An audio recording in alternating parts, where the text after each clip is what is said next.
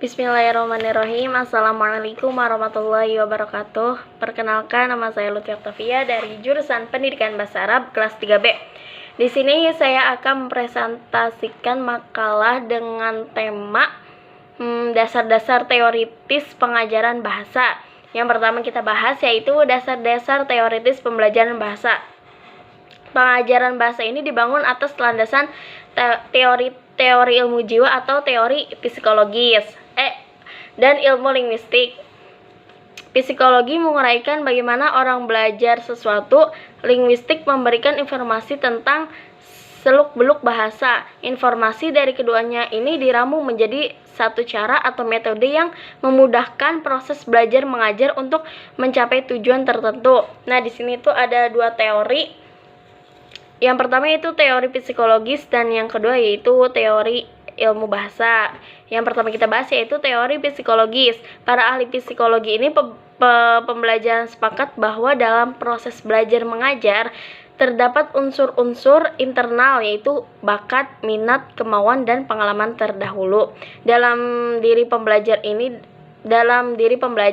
dan eksternalnya yaitu lingkungan, guru, buku, dan sebagainya. Yang menjadi pokok perselisihan adalah jawaban terhadap pertanyaan yang berupa unsur manakah yang menjadi faktor dominan atau paling besar pengaruhnya dalam proses pembelajaran. Jawabannya yaitu atas pertanyaan ini dapat ditelusuri melalui dua teori besar dalam psikologi, yaitu teori behaviorisme atau al-sulukiyah dan teori kognitif atau al-ma'rifiyah. Teori pertama yaitu memberikan perhatian lebih besar kepada faktor-faktor eksternal, sedangkan teori kedua ini lebih memfokuskan perhatiannya kepada faktor internal. Yang kedua yaitu tentang teori ilmu bahasa. Teori ilmu bahasa, pengembangan linguistik ini mempunyai pengaruh yang tak sedikit atau membawa konsekuensi perubahan-perubahan dan dalam pengembangan desain pengajaran bahasa. Sumbangan ini terwujud pada hasil temuan linguistik yang berupa deskripsi bahasa. Bahasa yang dapat dipakai atau berguna bagi pengajaran bahasa. Pembelajaran bahasa Arab berkait erat dengan aspek-aspek pengajaran itu sendiri, yaitu mencakup pendekatan, metode, dan teknik-tekniknya. Edward M. Anthony ini menjelaskan bahwa pendekatan ini sebagai aksioma merupakan serangan asumsi hakikat bahasa dalam pembelajaran bahasa.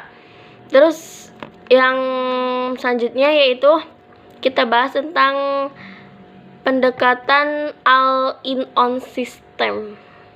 Jadi apa sih pendekatan ini tuh? Pendekatan ini itu memandang bahwa bahasa itu sebagai sistem terdiri dari unsur-unsur fungsional yang menunjukkan satu kesatuan yang dapat dipisah-pisahkan. Karena itu, kekurangan salah satu unsur atau subsistem dalam suatu sistem akan menimbulkan gangguan dan hambatan bagi unsur lainnya. Subsistem bahasa yang dimaksud terdiri dari tata bunyi, kosakata, tata kalimat, dan ejaan. Pendekatan ini berasumsi untuk pengajaran bahasa harus dimulai dengan mengajarkan kemahiran menyimak atau mendengarkan bunyi bahasa dalam kata atau kalimat dan melatih pengucapannya sebelum pelajaran membaca dan menulis dilakukan. Jadi urutan pengajaran kemahiran berbahasa adalah menyimak, yang sering kita sebut dengan istilah al-istima atau listening. Yang kedua itu berbicara, al-kalam atau speaking. Terus yang ketiga itu membaca, al-qiraah atau reading. Terus yang terakhir itu menulis, yang sering kita sebut dengan kitabah dan writing. Yang terakhir itu tentang hakikat pembelajaran. Hakikat pembelajaran. Istilah pembelajaran merupakan perkembangan dari istilah pengajaran, dan istilah belajar mengajar yang dapat kita perdebatkan atau kita abaikan saja.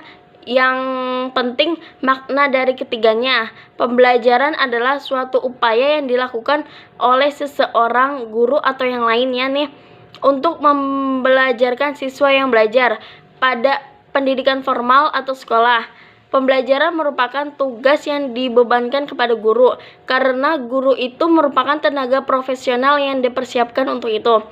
Pembelajaran di sekolah ini semakin berkembang dari pengajaran yang bersifat tradisional sampai pembelajaran dengan sistem modern ini. Kegiatan pembelajaran bukan lagi sekedar kegiatan mengajar, pengajaran yang mengabaikan kegiatan belajar, yaitu sekedar menyiapkan pengajaran dan melaksanakan prosedur mengajar dalam pembelajaran tatap muka.